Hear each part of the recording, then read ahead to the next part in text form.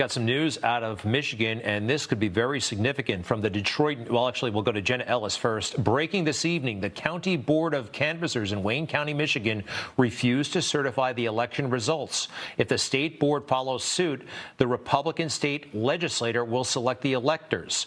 Huge win for Donald Trump. Very, very interesting.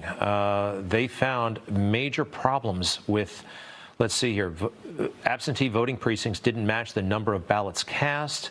The imbalances between August and November are not an exact comparison, but look, there's a lot here, and we've got the perfect person, Sidney Powell, standing by, member of President Trump's legal team. Sidney, welcome, and I know you've been handling a lot of the Georgia situation in Dominion, but your reaction to the situation in Michigan, please. Well, that's an excellent development, and I would expect the entire Michigan board to reject the counts from the ballots.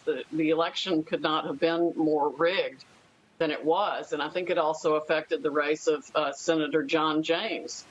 The same patterns fall there. We're still doing statistical analysis of that race, but the math just doesn't add up for anything, and we know Dominion has a long history of rigging elections. That's what it was created to do to begin with. We've introduced the affidavit of the person who worked with Maduro, a high-ranking military officer who saw it all happen and explained how it worked. And it's out for the public to see on my Twitter feed at Sidney Powell #1. So don't tell me there's no evidence of fraud. We've got increasingly mounting evidence of significant fraud across multiple states that casts into question the validity of the elections in every swing state, including Nevada and Arizona and Michigan, Wisconsin, Georgia, and it went beyond that, too. You know, regarding Dominion, you've raised this, and we saw the letter last night. People like Elizabeth Warren, Amy Klobuchar have raised significant concerns about Dominion. Now they're trying to make it seem like a right-wing, wacko conspiracy concern, even though people like PBS were raising serious issues about Dominion just before the election. I heard you say today Dominion, the software, was actually designed to be hacked, and I'm looking at one of the agreements they had with the county of Santa Clara on this is a contract between them and Dominion. Item 226 allows staff to adjust tally based on review of scanned ballot images. Look, you're the lawyer. I'm no tech expert, but that sounds very, very funky to me. And worse than that, it had a back door so it could be manipulated by anyone who could access it through that back door. And that was a deliberate feature. The affidavit of the young military officer we provided yesterday to the public explains how it was created for that very purpose. So Hugo Chavez would never lose another election. And he did not after that software was created. He won every single election, and then they exported it to Argentina and other countries in South America, and then they brought it here.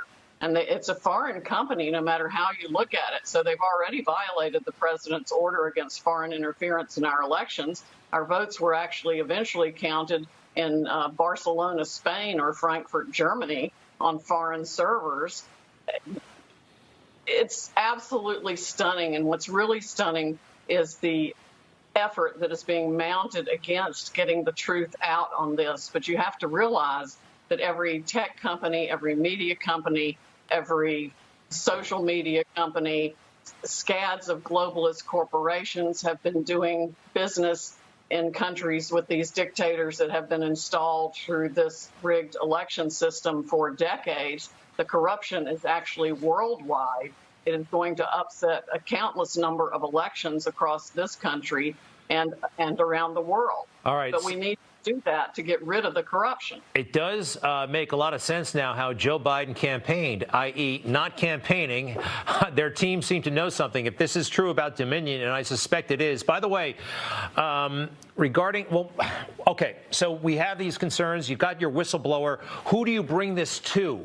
Like, what happens next? What body do you have to implore to take action?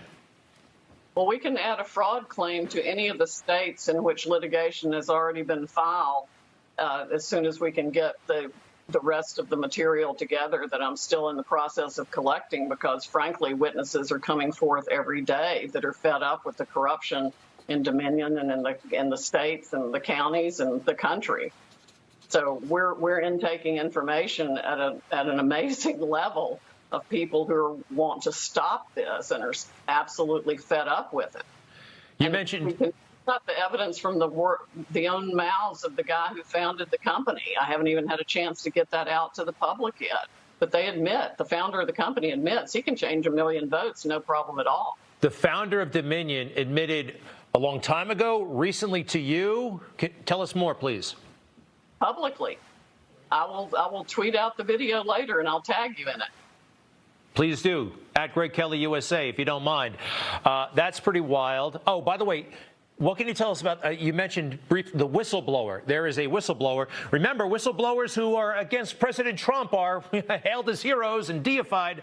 What can you tell us about this individual? The one who gave us the affidavit? Yes. He was a high-ranking military officer. He was very close to Hugo Chavez. And he is just absolutely disgusted with what he's seen and was participating in when he was with Mr. Chavez. He saw how it all worked. He was at meetings where it was fully briefed. And he wants this country to not fall prey to the same corruption and tactics that were used in Venezuela. And I'm sorry, is he an American military officer or a Venezuelan military officer? He was a Venezuelan military officer. He lives in this country now. All right. And you mentioned the CIA today. I heard you during a radio appearance. You want the CIA director fired. It seemed a little bit off topic and off message, but what's the tie-in, if you don't mind? The tie-in is that there's no way these programs could have been run around the world to affect elections without the CIA. We also have had people disclose to us the whole Hammer program that was created for the CIA and Scorecard, which is essentially the same thing. It seems like every country has used something like this to do what it wants to do. Supposedly ours was invented to influence foreign elections, but that too could have been turned on this election. It's all part of the same part and parcel of government interference in elections to make choices against the will of the people. And the will of the people in this country was that Donald Trump win in a landslide. If we can get to the bottom of it, and I am determined to do that, I think we'll find he had at least 80 million votes. The only reason the glitches happened in the system was because he had so far many more votes than they had calculated in advance. Their algorithms wouldn't perform the functions they'd originally performed or were set to perform. They couldn't make up the vote count. He had gotten so many hundreds of thousands more than they planned. So that's when they had to stop the counting and come up with a way to backfill the votes or destroy votes for Trump while they fabricated votes for Biden. Sidney Powell, who is a former federal prosecutor, by the way, spent 10 years working for the federal government. Good luck. And by the way, very quickly, you have evidence. It's coming in fast. There is a reason for not making it public, correct? I mean, you're going to have a hostile media picking it apart, possibly trying to destroy your case before you can even make it. Is that part of your thinking? Very briefly, if you don't mind. Well, not really. It's a matter of collecting it in the right form and format to be admissible. And we have witnesses that are scared. We have witnesses that are afraid for their lives, afraid for their family. Back in Venezuela, there are all kinds of concerns. People have been threatened, and it's very serious. We're talking about trillions of dollars of worldwide wealth here that was all corrupt. And every force the world except 80 million voters, we the people, and my little team seem to be against us. Well, millions are praying for you and with you. And find her on Twitter. Least we can do. Sidney Powell 1 at Sidney Powell 1, the numeral 1. We appreciate it so much. Good luck and please stay safe. Thank you, Greg. You too.